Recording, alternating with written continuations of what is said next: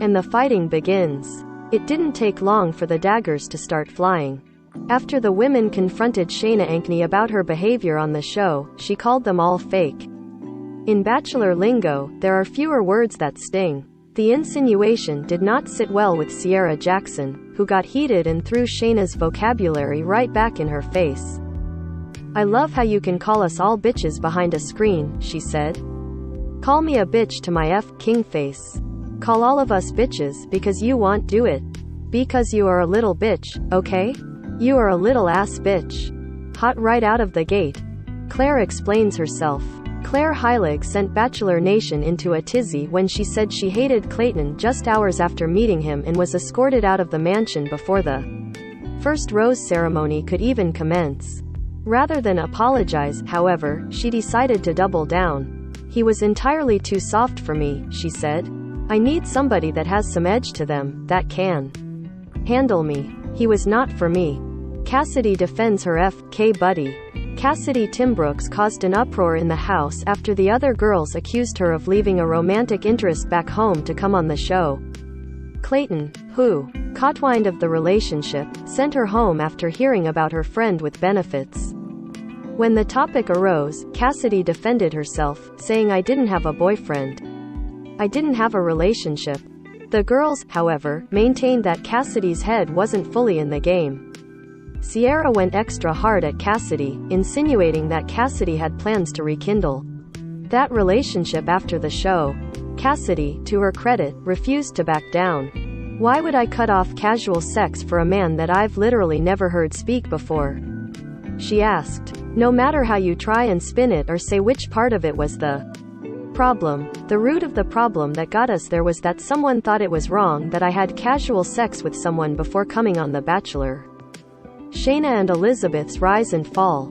Shayna and Elizabeth Corrigan were quick friends, and even quicker enemies. The relationship between the two fizzled fast, and Shayna attempted to explain why. "Elizabeth and I were friends on day 1, she said. Day 2, it was night and day with our friendship. It went downhill from there. She was toxic, she ignored me, she wasn't acknowledging me. If you want to be all of those things, that's fine. But don't call me your friend. Don't lie about it."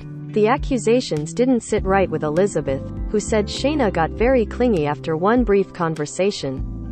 "If that is what you consider intimacy," Elizabeth contended, "I can understand why you've been so confused up to this point in your life." Yikes! Shayna takes back her apology. Unsurprisingly, Shayna was a large focus of the Women Tell All special.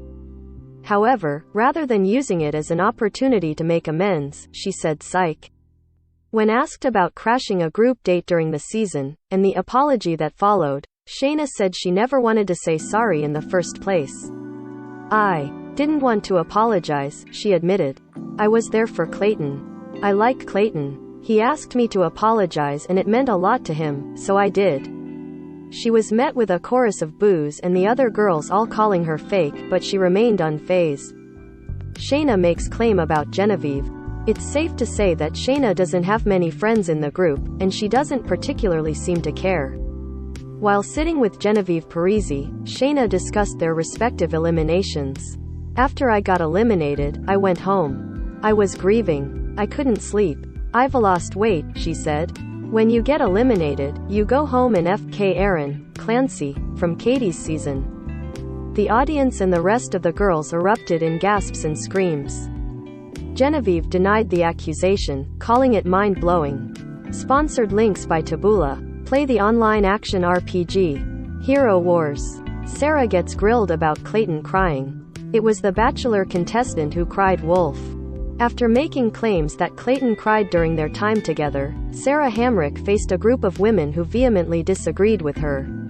Sarah, however, remained steadfast. "I really don't want to speak for Clayton," she said. "Yes, there were instances in which he did get upset on our one-on-one. When pushed to admit if Clayton cried real human tears, she said yes." The women still didn't seem to believe her, though. Clayton battles with regret. As Clayton is asked about his biggest regrets throughout the season, Sierra used it as an opportunity to circle back to the hottest topic of the evening.